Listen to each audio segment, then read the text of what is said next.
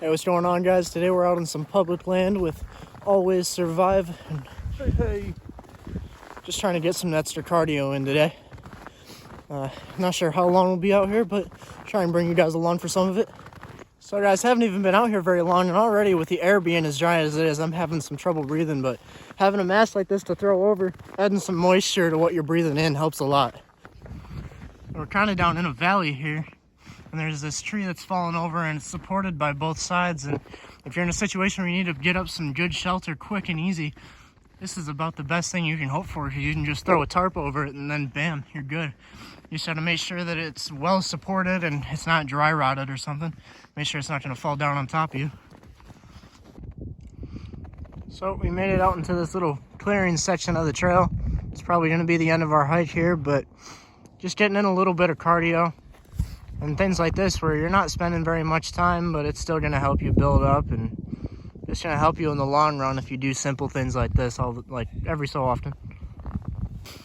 So we're on the way out now, but just figured I'd throw this in this part of the video. But you should be taking your time, especially in the winter, walking through here, making sure you're not going to end up putting yourself in a riskier situation than you need to.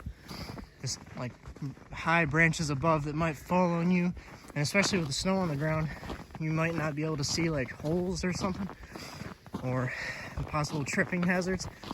But holes is more like I'm talking about, really. And people that rush too much, I've heard a lot of stories of guys, I usually hear them about snowmobiles, but they'll go across the field going way too fast, and they just can't see what's around them, and they end up hitting a ditch going like 50 miles an hour, and it just absolutely ruins their day. But could fall and break your ankle out in this. Oh yeah, you step in the hole and stuff. If you don't need to rush, don't. Take your time and make sure you're making the best decisions that you can. Plus you don't want to sweat too much. Right. And then when you stop, you'll be freezing. So I was talking about some holes like out in the woods that you can't see because of the snow cover, and there's kind of a good example here. You move just a little bit off to the side of this, you don't really see it. So unless you're looking down, you could easily not see this and fall in, maybe twist or break your ankle or something. All right, so talking about hazards out in the woods, but let's talk about how to make it easier on yourself to deal with certain situations. Like if you say you're in a situation where you suddenly have to leave the area you're in and you have to book it through the woods, but you know there's a lot of thorn bushes. So maybe let's talk about layering.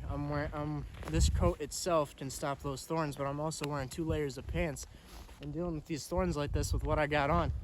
I can go right through all this stuff, and not a single one will make it through any of my clothing right now. I don't even have to worry about it. Run my arms through there. I could army crawl through all this, and I wouldn't even have to worry about it. Just another way that you can help prevent yourself having a worse time in an already bad situation.